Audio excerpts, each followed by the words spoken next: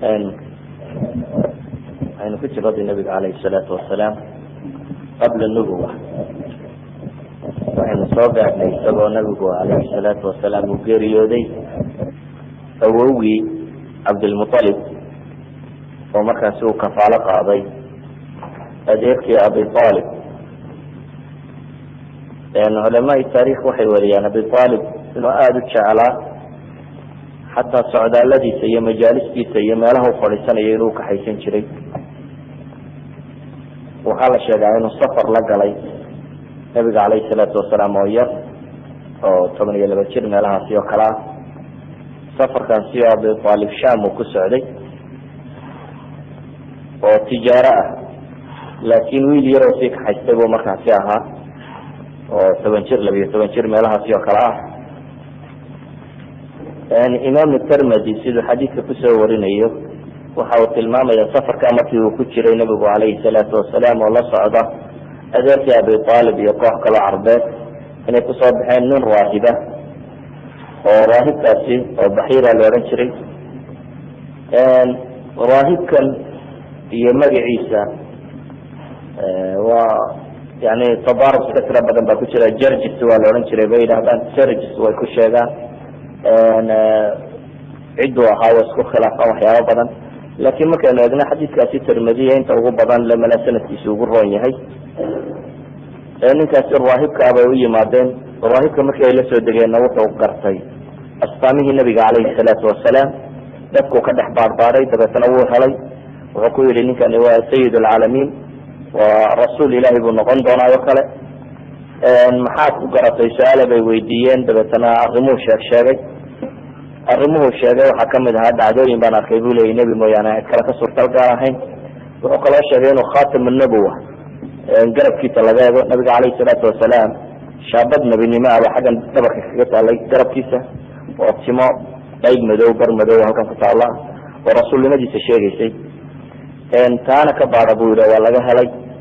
dabeetana si fiican buu usoo dhaweeyey. waxaanu abi aalib u sheegay uu ku yihi markaas wiilkan mar dambe sham ha usoo kaxayni, waxaan uga baqayaa romanska iyo yahuudda ah. kadib riwaayadkaasi waxay sheegayaan abibakar markaa wuu celiyey. xadiidkan asalkiisa horta muran badan baa ka jira min xayu sanad iyo min xayu lmatniba. waayo matniga xadiidkaasi waxaa kusoo aroray in abibakar iyo bilaal ay la socdeen, laakiin waa war aan jirin.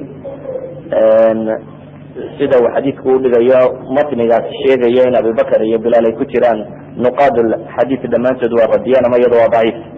inta soo hadhay waa haabit bay ku sheegaan. si kastaba ahaatee wuxun buu sheegaya xadiidkani marka la isku wada daro inuu ninka raahibkaahi ka dhex arkay nabiga calayhi salaatu wasalaam astaan tilmaamaysa nebinimadiisii oo una sheegay. laakiin marka min xayu sanat lxadiid marka laga qabto culamadu matniga iyo sanadkaba aad bay uga warwaramaan, aad baana wax uga radiyaan inkastoo culamada baray sugaan. kolleyba waxaan laakiin ka sugmaynin waxyaalaha mustashriqiintu isku dayaan inay ka tilmaamaan oo ay yidhaahdaan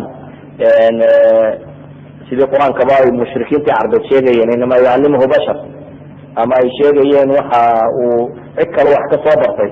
aya qaarkood waxay isku dayeen inay yidhahdaan nabi maxamed ba calayhi salaatu wasalaam waxba looma waxyoona, ninkani waxoogaag uu kasoo bartay ayuu dadka u sheegay. laakiin iyana waa hadal tira aan sal lahayn. waayo nin safari 2 saacadood oo meel fadhiistay wuxuu nin ka dhegaystay, weliba ilmo yaroo 14 jir ama 12 jiri qadiyad nebinimo kama waranto. marka waa iska war aan runtii radinna u baahnayn, shaki kalena usii baahnayn. 2 saacadood ama saacad qada ama raashin la cunayo meel la wada fadhiyey baa wax lagagu bartaa. weliba aanay jirinna kitaab markaasi tawraad iyo injiishu maanta waa la helaya tarjamad carabiya, wala tarjamo carabiyana ma jirin.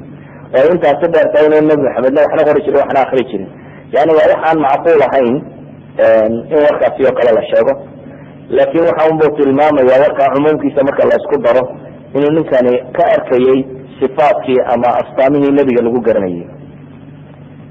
waxyaabaha taarikhda nabiga calayhi salaatu wasalaam qabla nubuwa ay ka tilmaamaan ragga taarikhda qore waxaa kamid ah inay soo wariyaan inuu nebiga oo yar oo 20 jir meelahaasi inay dhacday dagaalkii la odhan jiray xarb ulfijaar, oo weliba xarb ulfijaar raabica bay dhahdaan. yani 4 dagaal oo isku magacaabaa jiray bay dhahdaan. 4tan dagaal waxay dhex mareen ba la ydhahdaa nimanka quraysh iyo qabiilkii weynaayo ee qurayshi ka tirsanayd kanaana la odhan jiro wada socdo xilfi wadaaga iyo niman la odhan jiray Qayso Caylaan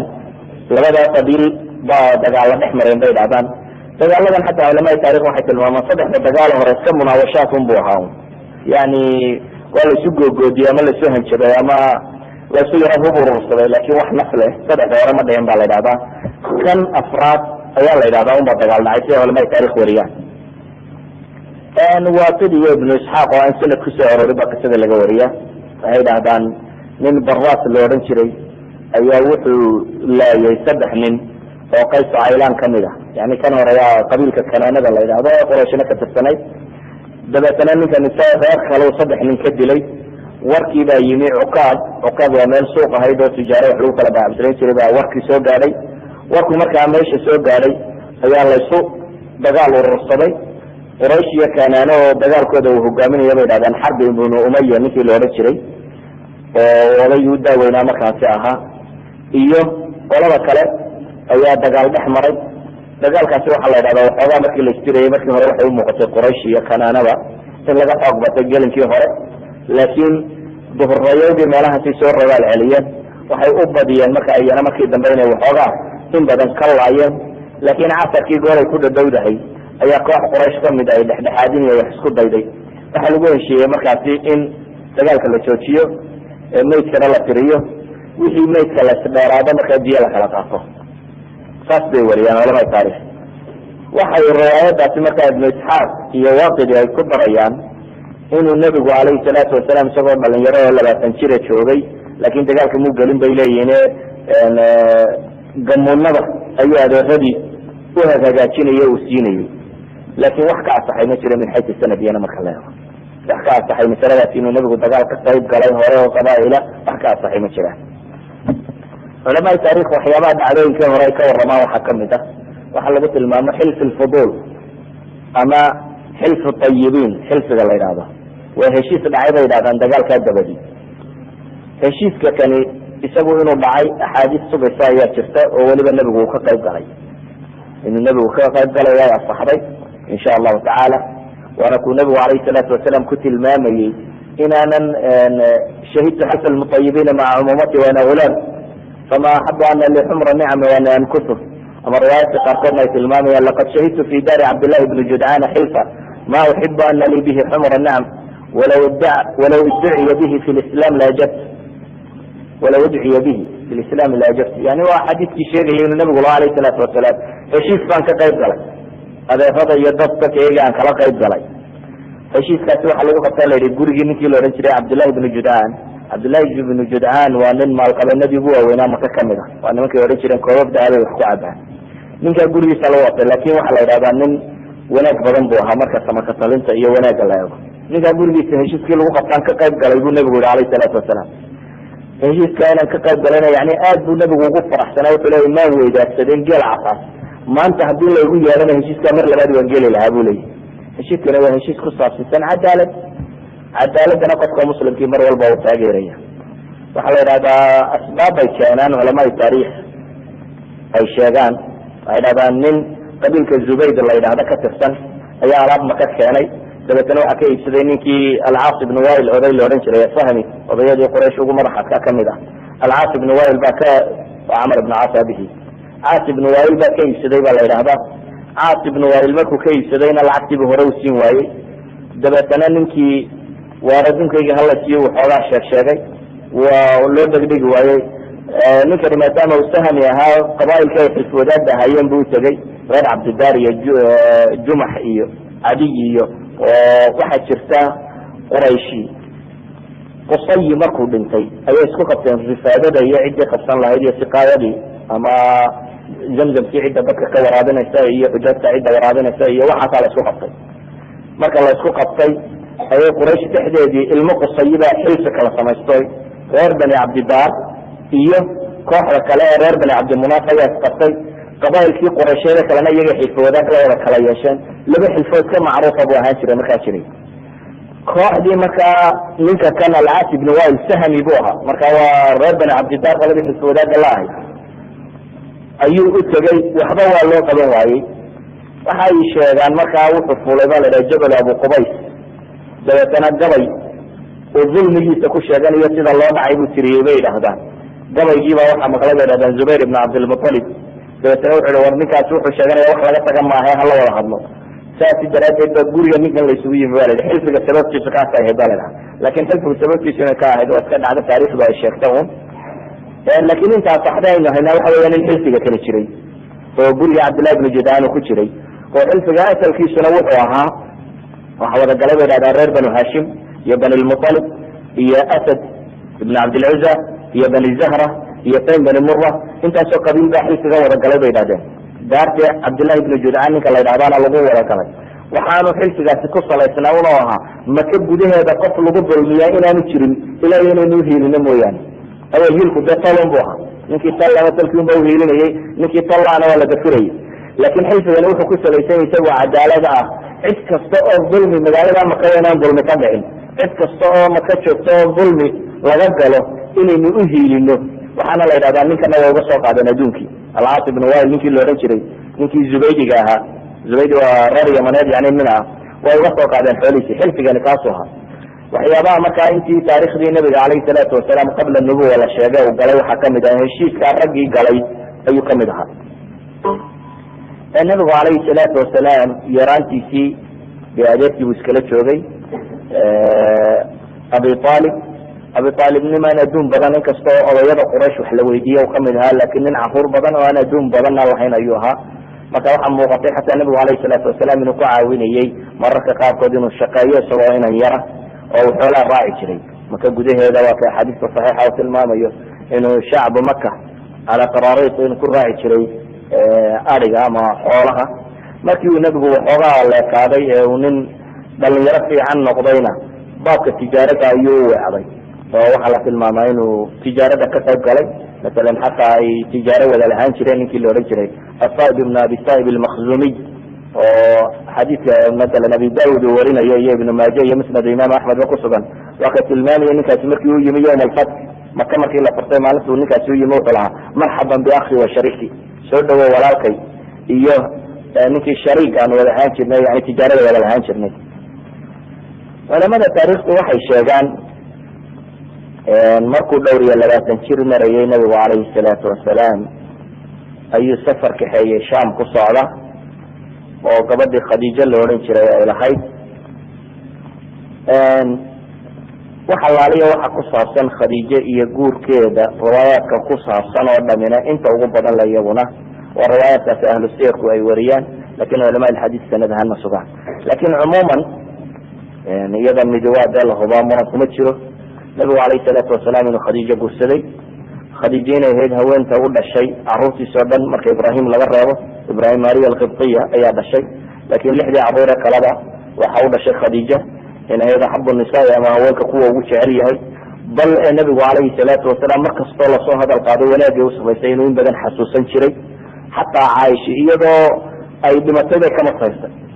yani khadiijo aan noolayn ayuu nabigu calayhi salaatu wasalaam siduu uhadalhayn jiray hadduu wax qalo ama uu xoolo bixinayo khadiijo wuxuu xusi jiray dadkii la asxaabka ahaa haloo geeya waxaas bu odhan jiray waa khadiijo asxaabteedi ama qaraabadeedi ama dadkeedii iyadoo dhimatay khadiijo aad nabigu calayhi salaatu wasalaam uu odhan jiray waxay ii gashay ma abaalgudi karayo ilaa xad caaisha maalintii dambe iyadoo inan yar ay ka hinaastay ay tidhi islaan qawla lacagtu maad hadal haysaa ilahay inan yarba kuugu bedelay bay ku tihi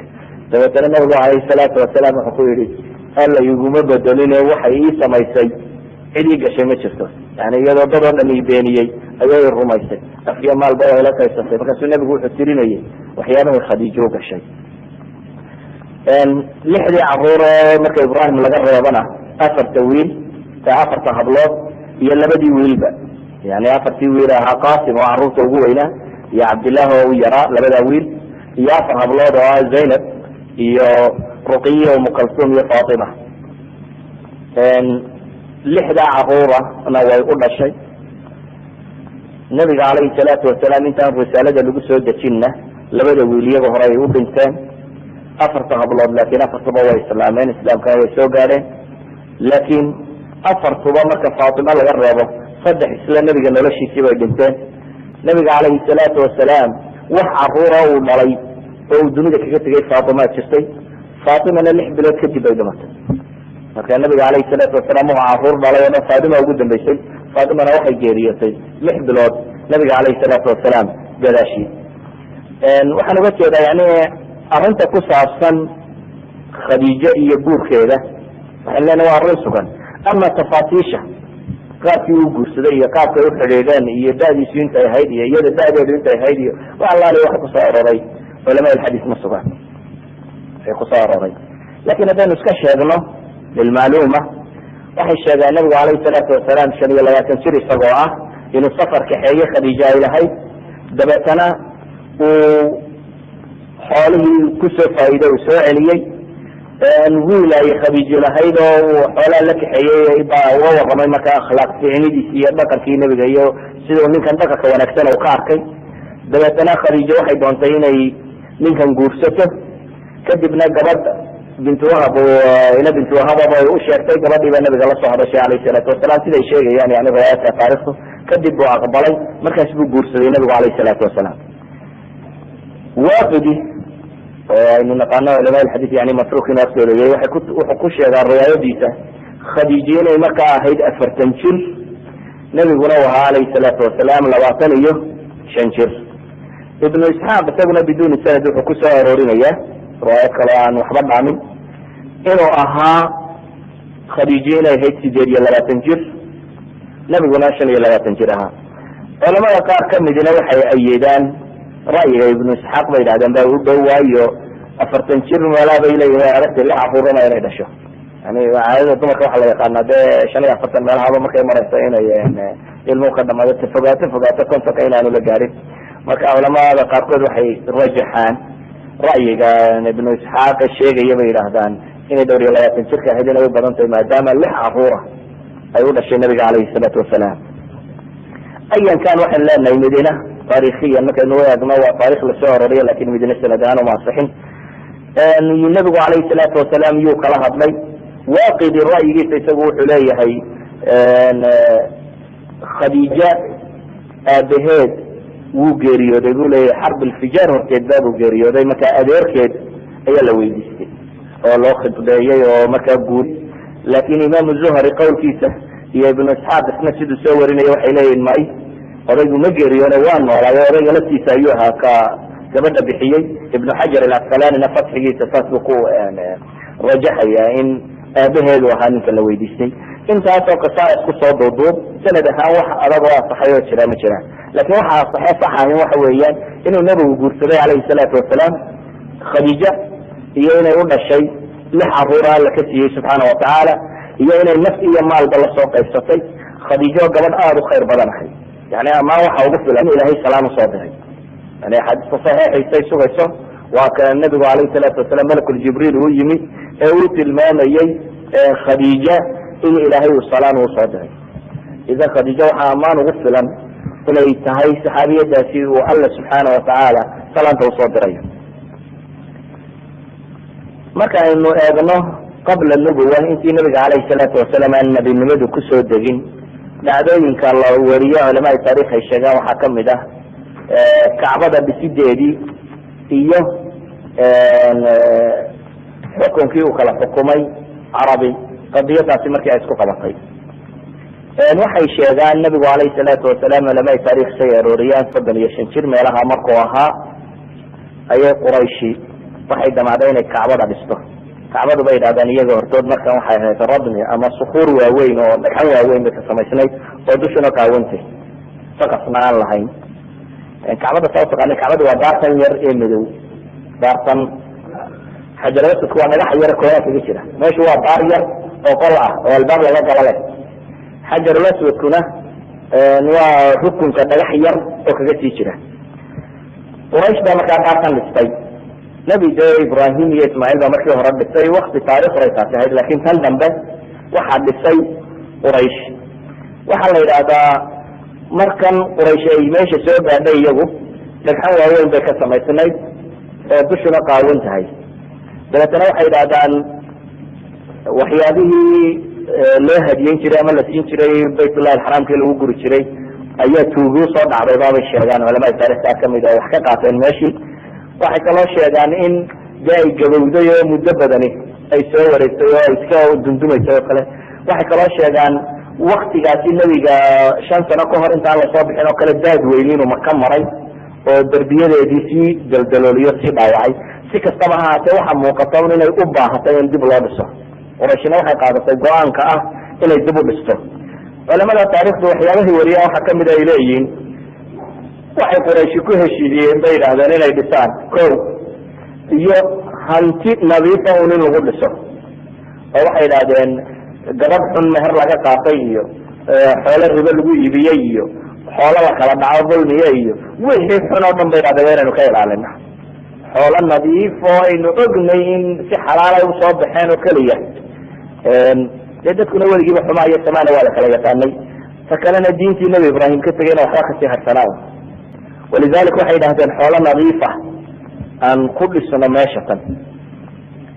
laakin dumistii waa say riwaayadka taarikhdu sheegaan wax sanad oo saxiixa maan arag. waxay kaloo sheegaan dumisteedii iyo kacbada duminteedii baa laga yaro baqbaqay. dabeetna ninka waliid bin almughira la odhan jiray almakhzumi ayaa ku bilaabay isagu bay yidhahdeen oo maalinta hore intuu soo qaatay madaraqiisa koore ka qoday. dabeetna markaasay maalintaa cidi uguma tegin bay yidhahdaan oo maalnimaadii baa la arkay inaan isna waxba noqonin meeshiina wax ka dumiyo. markaasa la yidhi arrinta waa hagaage si fiican ha loo dumiyo. si kastaba ha noqotee ninkaasaa bilaabay bay yidhahdeen. laakin isaguna markuu uqaatay madaraqa wuxuu lahaa allahuma la nuriidu ila alkhayr. ila waad ogtay inaan wanaag waxaan ahayn u duminayn, yani inaan dhisayo un. kacbada way ka baqi jireen waana xurmayn jireen. way dumiyeen kacbadii. markii la dumiyey waxaa lagu heshiiyey in dib loo dhiso. dabeetana qabailkii carbeed ayaa qaybsaday dhagxantii meesha geli lahayd. reer hebel idinku intaa keena, reer hebel intaa keena, reer hebel intaa keena, in waliba inteeda kunta. waxa ka asaxay meesha tan iyadana haddaan sheegno waa xadiidkii sheegayey inuu nebigu calayhi salaatu wasalaam isaga iyo cabaas ay israaceen. dabeetana dhagxanta markay soo gurayeen cabaas uu ku yihi war dhagaxani wuu ku sarsari doonaaye marada guntiga furo oo saar halkan oo dhagaxa isaga dhig. dabeetana uu guntigii furtay nebigu iyo halkan saaray. kadibna uu dhacay oo miyir beelay. kadibna uu soo toosay isagoo le war guntigayga xidha guntiga xidha isagoo le guntiga loo xidhay. xadiiskaasina wuxuu sheegaya waa marka qura nebigu calayhi salaatu wasalaam oo qaawismay.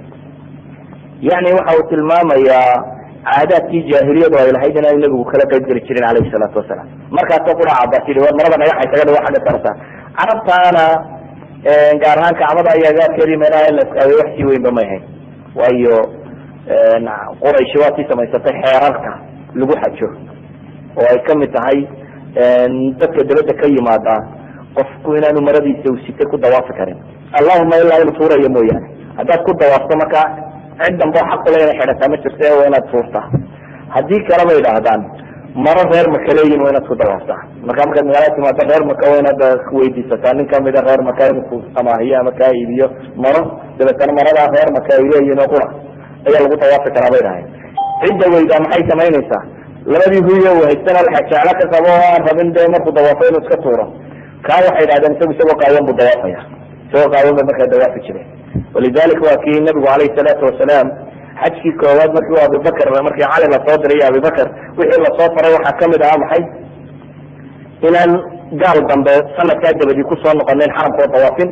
iyo qof dambe oo curyaana, qof dambe oo qaawan. yani wuxuu kutusaya xadiidku in markii hore qaawaniba iska macruuf ahayd in la iska dawaafo maadaama uu nebigu mamnuucay qof dambe oo qaawani inaanu meesha tan dawaafi karin. idan curfigii carbeeda meesha ka yaallay qaawanidaasi wax weyn maysii ahayn. waa ka ad arkayso isagoo dee dhowr iyo 30 jira in la yidhi marada halkan saaro oo iskaga celi. laakin ilaahi subxaana watacaala uu ka celiyey oo uu miyir beelay. waxa ay tilmaamaan culamaai taarikh soo arooriya waxaa kamid ah markii dhismihii cid waliba inteedii soo dhistay ee meel la soo gaarsiiyey ayaa waxaa loo baahday in xajarulaswadkii la saaro. xajarulaswadkii markii baa qabailka isqabteen. dabeetana awal dhagxantii hore la qaysay kani waa mid qule maxaa laga yeelaya? qabailkii baa isqabtay annagaa saarayna waxa lagu heshiiyey albaab bay yidhahdeen kamid a albaabada xaramka laga soo galo. albaabkaa qofka inoogu horeeya kasoo galaa wuxuu inoogu gar noqaan aqbal bay idhahdeen. si baa lagu heshiiyey. albaabkii ciddii horreysay kasoo gasha bay idhahdeen sa culamai taarikh sheegayaan ilahay wuxuu ka dhigay nabi maxamed alayhi salaatu wasalaam oo dhalinyaro dhowr iyo 30 jira. waxay idhahdeen waa maxamed alamin, raalli baanu ku nahay xukmiga iyo wuxuu inoo kala go-aamiyo. sidaa awgeed ayuu wuxuu say sheegayaan culamada taariikh wuxuu yihi keena go-i baa la keenay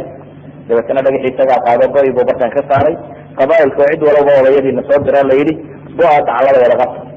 go-i baa la wada qaaday meeshii markii la gaarsiina isaga ka qaaday oo saaray saasay aqbaleen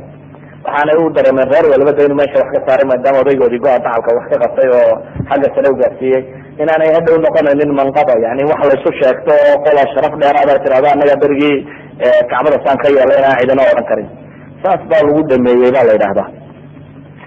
waxay sheegaan culamaai taariikh horta waxaa cad qurayshi kacbadu halkii ay markii hore ka dhisnayd qawaacid ibrahim way kasoo yaraysa waxay yidhahdaan sababahay uga yareeyeen bay sheegaan oo waxay yidhahdaan maadaama ay ku heshiiyeen xoolo nadiifa mooyaane xoolo kale la gelin xoolii nadiiftee lasoo ururiya gaadi weyday bay yidhahdeen deetana waxay dhahdeen in xunoo kale yaynan ku darine daartun aan soo yarayno saadkii daarta markaa halkii uu marayay laga soo gaabiyey oo meel ka sokaysa la keenay walidalika waa kii nabiguna alayh salaatu wasalaam caaisha isagoo la hadlaya waa kii xadiiskii bukhaari ku tilmaamaya lahaa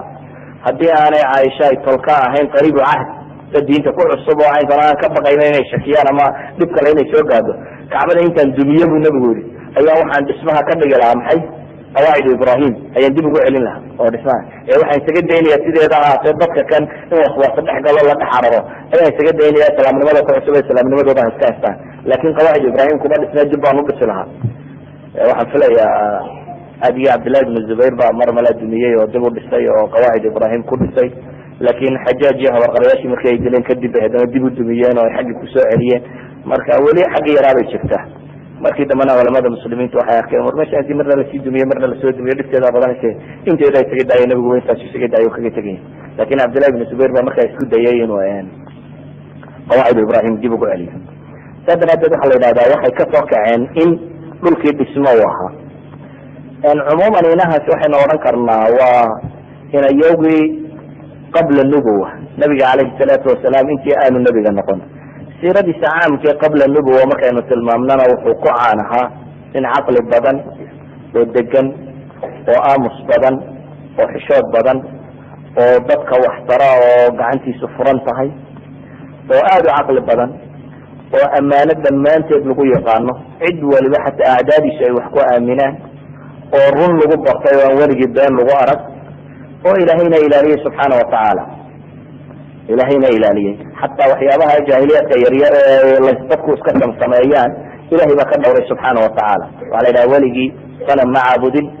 ma salaamin bale axaadiistii waa kuwii tilmaamayay zayd ibnu xarisaba iyagoo tawaafayaan markii tawaafka la waday baan sanam soo taabtay bu markaas ii diiday qabla risaala markaasaan haddana bal ku daya mid kala soo taabta markaas haddana ii diiday yani xataa taabashadooda muu cuni jirin ba la yidhaha wax alaaliya wixii loo qabo cala nusub sanamadoodan iyo alihadan iyo waxaan ay caabudaan iyo qaraabintoodan oo dhan muu cuni jirin kuwan saqaawiye iyo waxaan kuma jiri jireen markaa quduu maradiisa degta saaray markiina waa miyir beelay indhaa wuxuu kala qaaday isagoo izaari leh khisaalka runtii fiican oo dhan markaasi nabigu calayhi salaatu wasalaam uu lahaa intaasi waxaynu iskaga soo koobaynaa wixii ku saabsiisnaa qabla nubuwa waxaynu u iman doonaa markaasi qayb uu dacwada kor ugu dhawaaqayay oo uu kor waday waxaynu bilaabi doonaa markaasi bal qaybta koowaad iyo markii alla subxaana watacaala uu nebiga ka dhigay ama rasuulka laga soo dhigay nabiga calayhi salaatu wasalaam waxaa la dhaha daada nebigu markii ay 40 jir ku dhawaatay ayaa wuxuu jeclaystay in badan in uu iskaga baxo nimankan waxay caabudayaan iyo meelahoodan oo dhan oo khalwa iska sameeyo gaar inuu cidla isaga baxo iska taamulo dunida tan iyo saa alla u abuuray subxaana watacaala uu fiirsado iska cibaadaysto waayo dadku diintii ibraahim xaniifka wax kasii harharay un baa jiray marka inuu iska cibaadaysto waxay weliba gaar ahaan culamaai taariikh wariyaan ramadaanada inuu bixi jiray inuu geli jiray godkaasi la odhan jiray waari xira waa god weyn oo aada u balaaran god yar maaha waa god aad u afweyn oo weyn buurtan jabal nuur la yidhahdo ku yaala caamada iminka marka xajka la tagayo meelahaas ay buurtaas ku dhibaan oo koraan oo godka galaan sala kusoo tukada waxaas iska bidca waxba kama jiraan godkan berigu nebigu galay u kasoo baxay khalas wax dambe oo loo tagtago oo laga qabsaa ma jiraan godkaasi buu nabigu tegay calayhi salaatu wasalaam godku buur dheer buu korka ka yaala muddaad koraysa يعني نص ساعة كل ما تبغى نبغى رجالية ساعات كل واحد من هاي قاعدين سقفوا إنه لغاية وبراد صرفي سمك الله أيوه أنت وقفوا وطير هذا ولوقا ولا قرا وما لا داعي الله هل كاسنو النبي صلى الله عليه والسلام قوس كذا عبادي سنشري هل كيسي سبوا اسكتوا غما كاسي أيها وحا من ملك الجبريل نبي عليه الصلاة والسلام النبي لمدو إنسان جبريل إيمان وحي صامرتي قولك لجدسا مثلا طلائع النبوة يا رب ما ماشي النبي هو دريم الشيء مثلا سيدة حديث صحيح مسلم كقصة كان نبي يقول لا يا الحمان قرنا يا مكة السلام الشيء لا الحمان صامرة والنبي السلام عليه الصلاة والسلام وأنت النبي نقول فجحي السلامة معجزة ما وحي به الله سبحانه وتعالى والنبي يسكو كرامة إليك مدح وحكم هاي وحيه وصور النبي لحدي بلاد هرو أهريو والريان شري لكن حديث صحيح أقصد نصيد الشيء الرياضة مثل صلاة الصبح بواكي شري رياضة عن بيد الرياضة بك لوامدها بك عادي وقك عادي مرق الرياضة رياضي سو أضغاط أحلام نيتي نمر شيطان نيتي وصورة قلب يعني وح شيطان وحي يدين نيتي وصورة قلب شو النبي وكشاقي وحكى رسول تقلع هنا يتكلم بطي وحي وما تصار الكورة الكعب السائل سي وحكى رسول تقلع وحي يونيتي وحكى قضاء وملق يعيدوش يختينيتي لكن مركز تلا يوجد تفسير بيضا عنه تفسير كده دونا مركز طلع عليه لأن بدل على مية بتاج مية ستانا هناك يعني سيدا هو صوب حرينة ولا تايق ومضنا أما الرياضة النبي يد ووحي رؤية الأنبياء ووحي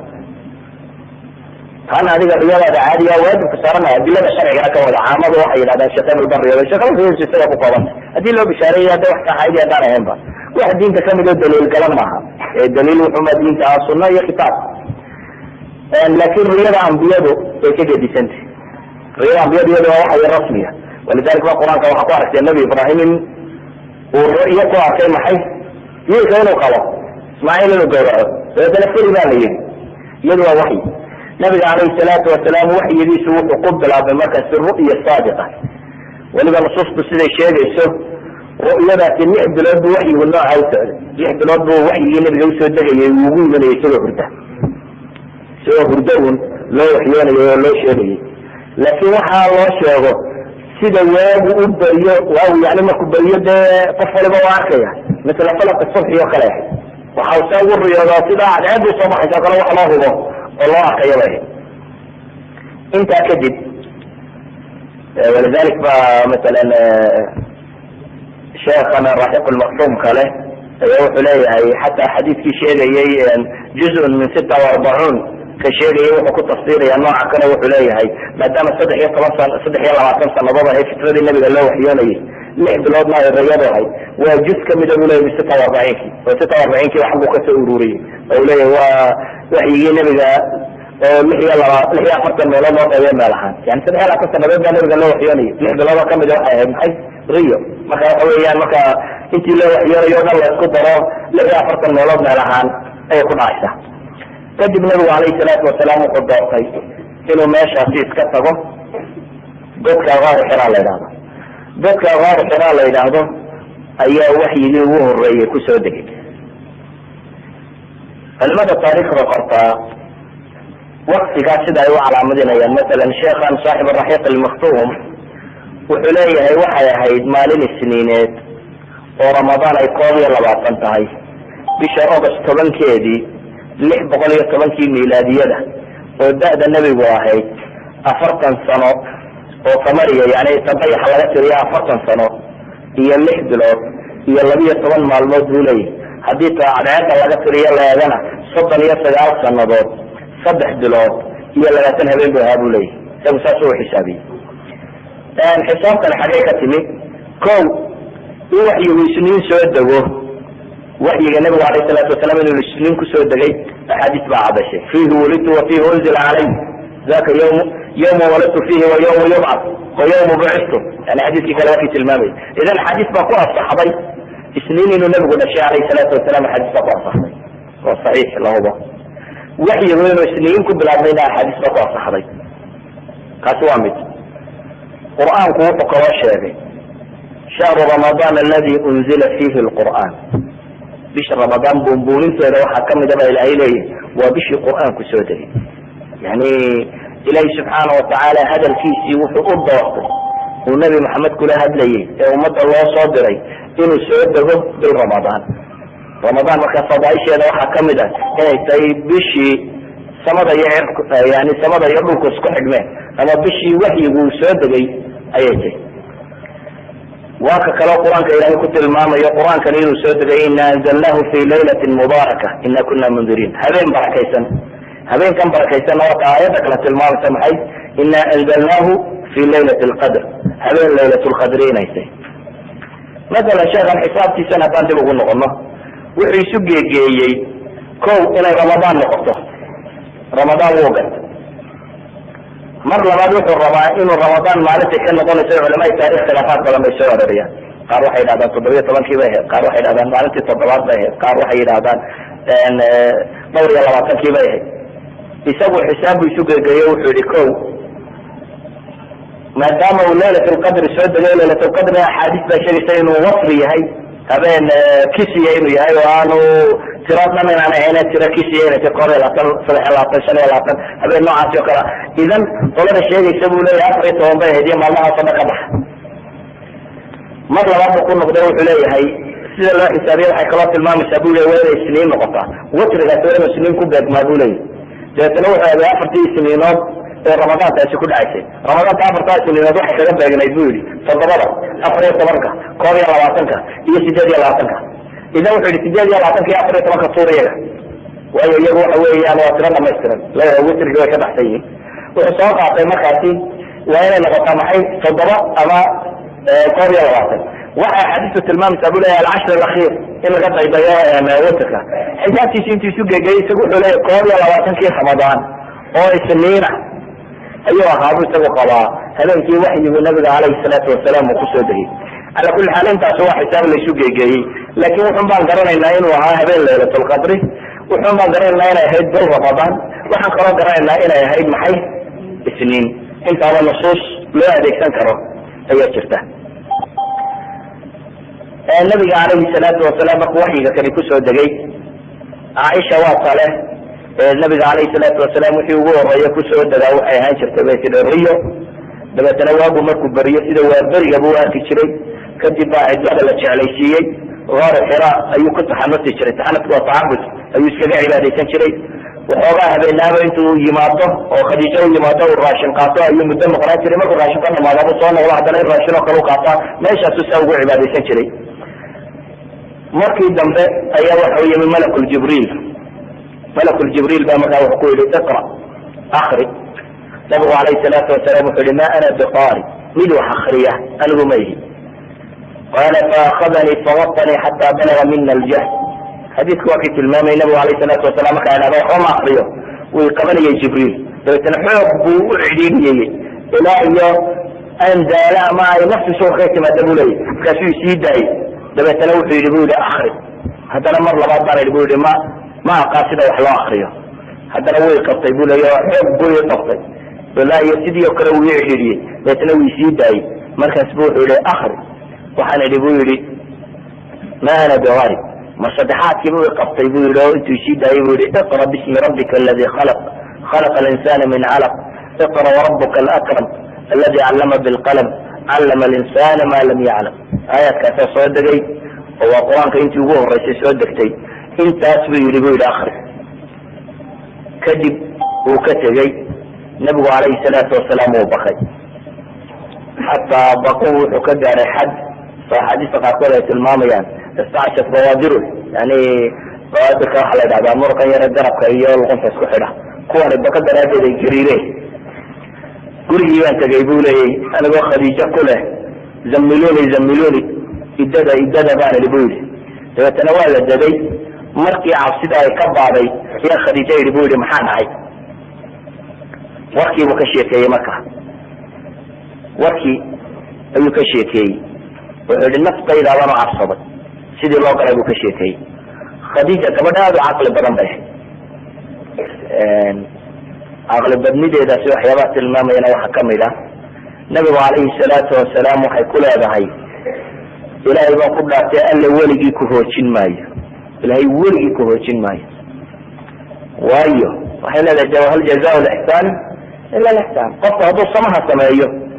abaalku helaana waa wanaagu. waxay leedahay qof wanaaga sameeya baad ahaan jirta, inaka latasil arixm wataxmil lkalb wataksib lmacduum wataqra dayf watuciin cala nawaib lxaq. waxay leedahay adigu waxaad ahayd qofka culus ama dayna ku cuslaada ama dhiba ku cuslaada mishka kuwa culus mid wax ka xambaaro oo ka qaado baad ahayd, kaan waxba haysan mid wax siiya baad ahayd, martida ku sooraad ahayd, dhibaatooyinka mid dadka uga gargaara baad ahayd. yani qof wanaagaasoo dhan samaynaya in dhibaun iskaga timaado macquul maaha bay tilmaamaysa. laakin ina ken bay tiri waxaynu u tegaynaa waxaa jiray nimay iyada ilmaadeeriyiin oo adeerkee dhalay oo la odhan jiray warqa ibnu nofal ibn asad, khadija bint khuwaylad ibn asad bayanahay, yani ilmaadeer bay ahaayeen. ninkan ay ilmaadeerka yihiin nasraaniyadu qaatay, masiixiyadu kristan buu noqday. marka luqada cibriga buu wax ka yaqaanay, yani cibrigu waa luqadii yahuuda kutubta markaa ku qorayna waxbuu ka yaqaanay. marka waxay leedahay arrinkani ma aha xume aan wax weydiina ninkan caalimkeena kale way kaxaysay nabiga alayhi salaatu wasalaam, ninkaas bay ugeysay. ninkan markay ugeysay waxay tihi bal dhegeyso in adeerka hadda waxa uu kaaga waramo, bal ii waran buu ku yidhi. nabigu alayhi salaatu wasalaam wuxuu arkay buu uga sheekeeyey, qisadiisiibuu u sheegay sidii wuxuu arkay, ama riyaa noqoto hadduu ahayd ama intii jibriil uu kala kulmay, yani wixii uu dareemayo wuxuu arkay buu sheegay. markuu sheegay buu wuxuu ku yidhi markaas wariqa markaa wuu gartay ninkan loo waxyoonay. wariqa ibnu nofal ko dee maadaama ahlu kitaab ha wuxuu hayay bishaaraadkii hore ee nebi soo baxayo, yani ahlu kitaabka agtooda waxa yaala saada ilahayba qur-aanka ku sugayo waid qaala ciisa bnu maryama ya bani israa'iila inii rasuulu llahi ilaykum musadiqan lima bayna yadaya min atawrat wamubashiran birasuulin yati min bacdi ismuhu axmed. ilahay qur-aanka wuxuu ku sugaya inay hore wahayeen bishaaro ciisa uu sii sheegay oo sheegaysa inuu nebi moxamed iman doono, axmed nebi la yidhahda inuu soo bixi doono. tawraadda iyo injiishan ay hayaan in badan baa la taxriifiyey, laakiin qaar kamida xataa ilaa hadda magaciisa lagu haya. masala kuwa magaca lagu hayo waxaa kamid a tawraada iyagu tawraat samira mid la yidhaahdo iyo injiilu barnaba oo kale. injiilu barnaba imika anaajiil afar awn bay haystaan kristanku, afar injiil, yani afar nin waxay qoreen oo ay ku sheegayaan waa ciise wixii aanu kala kulanay. marka kan shanaad qarnigii shanaad ee milaadiga ayay kiniisadu dafirtay oo diiday, waayo injiilu barnaba waxa uu diidan yahay caqiidadan imika haystaan ee ah saddexda ilaah isku ilaah, in ciise ilaaha buu diidan yahay. wuxuu rumaysay inuu ciise nebi alle iyo rasuulkiisa ahaa, isagaa uga dhow markaa xaqiiqada kuwa ay hayaan. laakiin kiniisadu qarnigii shanaad bay kaa mamnuucday oo ay u diiday, maktuudadiisii meel bay iskaga riday. beri daweyd ayaa laga soo saaray oo nin raahiboo baa ka soo saaray fatikaanka weliba, yani katarga meeshooda ayuunbu ku arkan oo kasoo saaray u islaama lagu tilmaama isna. cala kulli xaal kaa beri daweyd baa lasoo saaray. waxa kaloo kaa taageeray isna oo jira albaxr lmayit, darsiga meesha la yidhaha urdun iyo agagaarkeeda, xafriyaadka dhulkan la qodo laga soo saaro waxyaabihii dadkii hore ay ka tageen aahaartoodii ayaa waxa laga soo saaray aahaar iyaduna injiilu barnaba wuxuu sheegayo kale ay ku qorantay. nusuustii aayaadkii uu sheegaya injiilu barnaba mid ay ku qorantay oo sheegaya iyaduna annabiy muxamed yani ku dhawaaqaya. isxaaqa koob iyo afartanaad wuxuu sheegaya yani lafdiga laa ilaha illa allah muxamadun rasuulullah baa lafdigaaba sidiisa ugu qoran. anaajiishoodan xataa ay haystaan qaar kamid ah, masalan ustaad cabdillaxad daawud alashuri ninkii la ohan jiray waa wadaad kristan oo islaamay. sababta ku islaamayna waxa weeyaan wuxuu leeyahay tarjamada lasoo tarjumay afkii cibre laga soo tarjumaa la qaldaye xataa ilaa hadda lagu hayaa buu leeyahay injiilu luqa, yani luqa injiilka la yidhaahdo masalan chapterka afar iyo tobnaad aayadda labaad waxaa ku qoran buu leeyahay alxamdu lilahi fi lcaali wacala lardi islaamu walinaasi axmed. tarjamada carabiga waa inkaas buu leeyahy. ninkaas waa kitaab buu leeya la yidhahdo bibleka iyo wuxuu maxamed ka sheegay. waxaa lamid ah anaajiisha xataa imika haystaan rag badan baa tilmaamaya inay wax ku jiraan, sida uu dee axmed didaad ilaahay ufudaydiyo kitaabkiisa yar ku tilmaamayo bibleka iyo maxamed wuxuu ka yidhi. cala kulli xaal waxaan leenahay ninka kani taariikh badan buu hayay oo sheegaysa in uu nebi soo bixi doono ko. هذا يهودنا وتيسي شيء شبه مدينة غير مدينين تبغى واحد إسلام كود ودير واحد كم ده يهودي لجأ جنيده عصارت كسيه ولا شرتي ما كويدين لما ما كان نرجع رسول صابه أيام دي شبين إن أنت الرعاة يدخلهم قبلنا لكن ما كنا نبي يعرف نقدر نكوي يعني ولا يهود هاي ولا يعرف أن ما كان نبي عصابة إلى عيال إذا كان يرمي وكان يهودي كسيه هنشوي شيء وحيوانات المام يعني عصارت اللي هي وحكم ده مثلا يدعو حبص له سنة حسن أنا كسرت سلمان الفارسي هي إسلام لمديسي سلمان الفارسي صحابي قال له رجل ولا ما يتعرف حي شيء أنت وين بتشري على شيء على أبغى ولا يقنت شعري تراجمت القرآن إن إدادي سدافسي على كل حال سلمان الفارسي تعرف شو حي شيء سيلا تدبر راهب إنه صار على مراك لا تنبيه وقلب مدوي ما دوم أقول رايب لا تدبر يقول هذا يدر دارا مركزين هذا عدي صحة يتقدر ما ينك هبل لا يدور هذا هبل من هبل يد جنون هذا ذلك التو إن كانت تقوى بوحدها وتلا كيو دم بيان يقول وريد دارك وحول جرن ما يد أنت صحة عند الله يكون هذا حتى وقت في النبي سود حيينا كوله نرجعون هذا بخار عينك طبعا لو تمر له عينك في مدينة المال تدوت المال لو كصباح الدوام من دوله نرجعون هذا سلمان الفارسي شو النبي قال عيسى صاد المدينة لما أنا عرفت ما أنت ضفتي بي أنا أطعم كذا سوي جيبوا راد عيني لكن أنت لقطي أيها الجبايد بس أنا والله أتوصل يسوى ذات جيسيس كذا النبي محمد عليه الصلاة والسلام مدينة لما أنا علامات كل شيء وحياة محقق صوي تطبق إسلام على كل حال وحنا لنا آثار بدن باتشته والشيء يسوي النبي عليه الصلاة والسلام النبي المديسي ورقة ابن النوفل المركزي وحده الفهمي إنه منك كريه النبي مسؤولي وحيجينا وحضر بالعمي markaas buu wuxuu yiri ilaahay baan ku dhaartay buu leeyahay warqad ibn Nawfal wuxuu leeyahay waxyiga kan kugu soo degay waa kii ku soo degay oo kale buu leeyahay nabi Muuse waa kii ku soo degay insha Allah tadayna ma qoomo maleege bal ma dhalinyaro ahaado warqad ibn Nawfal markaa wuxuu marayay inaan aad u gaboobo xataa ma inta si fiican wax uga keenin idan marka buu wuxuu bilaabay inuu qoomo mariyo aw yaan yar iga dhiga aan ku gargaaro buu leeyahay markaasuu wuxuu yidhi bal ma noolaada buu yidhi maalinta tolkaa ku saari doonaan yani waxaad arkaysaa in sifaatka nubuwada ee uu nabigu leeyahay inuu warada hayay oo ay kutubta hayeen ay markaasi ku qofay marka wuxuu sheegayaa warqad ibn nabi maxamed calayhi salaatu wasalaam in la bixin doono inuu nabiyey oo waxa ku soo degay waxyiyey oo carbaylo ciloobi doonto oo reer marka ay maagi doonaan oo deetana maka laga saari doono oo uu hijroon doono ka warramaya markaasuu wuxuu yidhi ilaahow bal ma noolaado maalinta ay ku saarayaan tolka aan ku gargaare laakiin nabigu ma ogeyn in tolkii saaraya xumana iskuma ogeyn inuu nin fiican oo tolkii u wanaagsan yahay ayuu isku yaqaanay si dadkaad wanaag u samaysaa ku xumaynayana maaha wax loo darso oo dadkaad wanaag oo dhan kaa helay inay hadhow xuma qaawaadan gudayaan maaha wax loo darso saas daraadeed buu nabigu wuxuu ku yidhi warida aw mukhrajayhum ma anigay saaraya mu ku yidhi warqad ibn Nawfal baa wuxuu leeyahay maalinta lagu saarayo ma joogo waa ku gargaaraya nabigu wuxuu leeyahay alayhi salaatu wasalaam aw mukhrijayhum ma aniga la saari doonaayo tolkii baa ay saari doono yeeri doona ha buu ku yidhi warqad waayo warqad nin waa yeela oo yaqaan dacwada iyo islaamku suu qorabu aha wuxuu yidhi waxaan aad la timi cid lama iman ilaa iyo colaadiisa badatay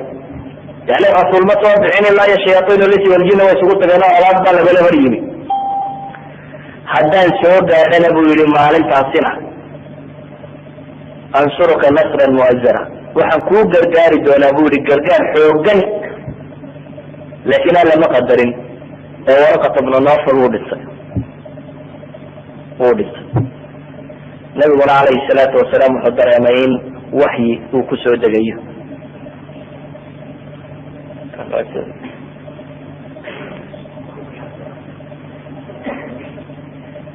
nabigu calayhi salaatu wasalaam wuxuu dareemay ama uu degay oo nin caalima ayuu u tegey oo u sheegay waxa kan inuu waxyi xumaanaa khadiijina markii hore sii dejiso u tilmaamtay dadka wanaagga sameeya wanaaguna inay la kulmaan kadib wakti yar baa nabigu calayhi salaatu wasalaam waxyigu uu ka go-ay waktigaa uu ka go-ay culamada qaar baa sheegay 3 sano qaar baa 2 sano bad laakiin saaxib الرحيق المختوم isagu wuxuu leeyahay waa ayaamo yarba culamo badan baa qabta inay ayaamo ahayd oo ka yaray waktigaa 3 sanawaad ka sheegaya ibn Hajar iyo rag lamida laakiin saaxib الرحيق المختوم isagu wuxuu leeyahay waa 8 xashaabahay isagu tiradiisii unbuu dib ugu noqdo wuxuu i waxay ahayd uun 21 buu kusoo degay ramadaan intii ka hartanayd unbuu ka maqnaa dabeetna shuwaarkoodeedii buu soo noqday buu leeyahay oo waxyiga dambe uu soo degay yaa ayuha almudasiru ya 10 casho ayay ahayd banu leeyahay fatrul waxyigu ama intii waxyigu uu ka maqnaa nabiga calayhi salaatu wasalaam.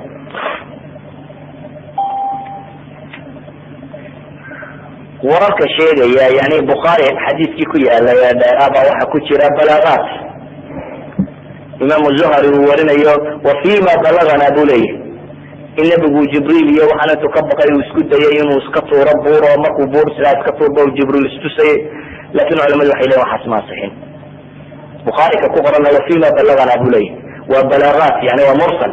ma aha xadiis sanadkiisu saxiix yahay oo taxan yahay sida xadiiska qaybtiisa hore marka dadka bal baa ku kadsoomo oo isiraada xadiiska bukhaari wariyo dabeetana sida walidalik baa culamo badan leeyihiin waxba kama jiraan ibn xajar al-asqalani baa kamid ah balaagaadkaasi uu radinaya calaamat al-albani baa kamid ah cala kulli xaal cismada ayaa u diideysa cismatu nubuwa inuu isku dayo inuu isdoono nabigu calayhi salaatu wasalaam waxaan leenahay waxbana isma gelin meel kuma niyoonin inuu iska tuuro waa degay markii ay gabadha iyo khadiija iyo waraqaba isugu tagay nabigu alayh salaatu wasalaam waa degay waana yaqiinsaday inuu nebi yahay kadibna waxaa bilaabmay waxyigii iyo istaba socodkiisii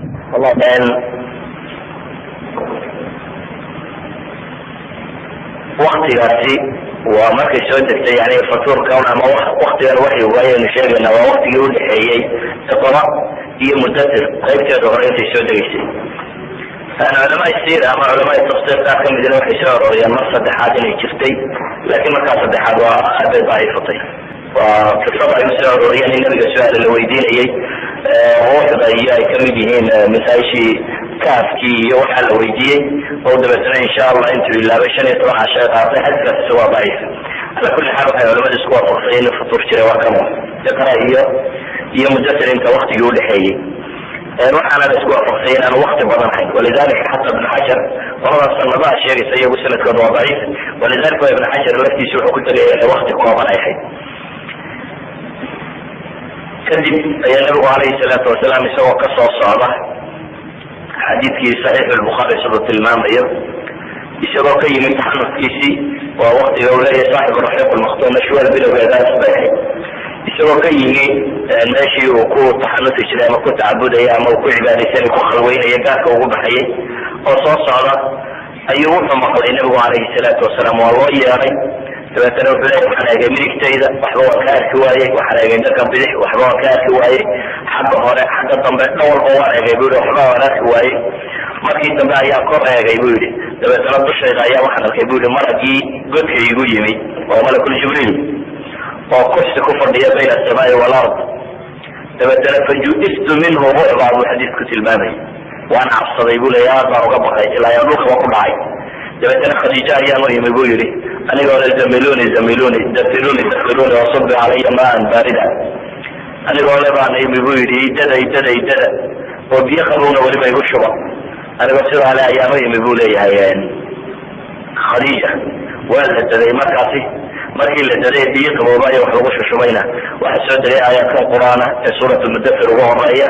oo alla subxaana watacaala ee leeyahy yaa ayuha almudathiru qum faanzir warabbaka fakabir wasiyaabaka fatahhir wrujsa fahjur aayaadkaas baa soo degay walaa tamnun tastaktir waa ilaahay subxaana watacaala uu mabda risaala ugu dhiibayo yani iqra waxay culamadu yidhaahdaan nubuwada ayaa ku bilaabantay risaaladu ama daristiina kan bay ku bilaabato ilaahay leeyay qum faandir yaa ayuha almudathir baa layidhi waa midkan isduuduubayo qum faandir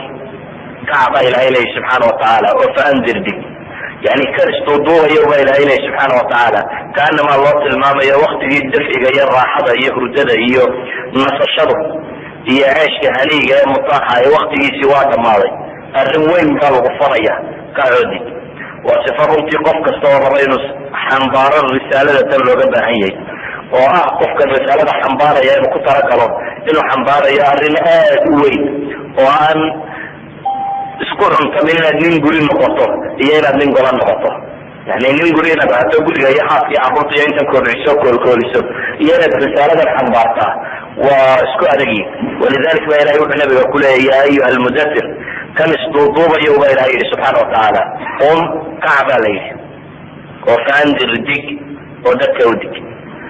waa shaygii koowaade la faro inuu balaaq dadka gaarsiiyo. ka labaad ee takliifkii aayaadkani tilmaamayaan waxa weeyaan warabbaka fakabir, inuu isagu naftiisa ku dabaqo qadiyadatan oo arrintu waxay ku kooban tahay ama ku duuduuban tahay inuu qofku ilaahay weyneeyo subxaana watacaala iyo ka dambeeyo. idan dadkana u dig baa la yidhi, adiguna naftaada ka bilo warabbaka fakabir, alla weyney subxaana watacaala. khusu bitacdiim oo cidna hala wadaajinin. masaladaas waa masale u baahan iyaduna ahlu dacwo inay aada ugu fiirsadaan, oo waa madkhalka dacwada laga galo. madkhalkan waa indaa iyo tacliim alle subxaana watacaala in la weyneeyo oo dadka qulubtooda lagu weyneeyo. qofku markuu caqiidaysto yaqiinsado rumeeyo weynida alle subxaana watacaala ayaa hoggaansankiisu fududaanaya.